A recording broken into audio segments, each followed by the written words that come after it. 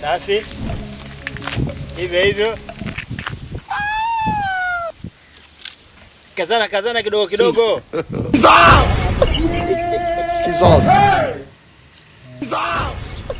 Mwisho hapo. Tena. Tukifanya hivyo siku 2 siku 3 tu. Tukienda leo upate tabu. Hapo. God have mercy upon us. Safi. Gongo la tumbo ukija kufungua njiti hapo, naandama.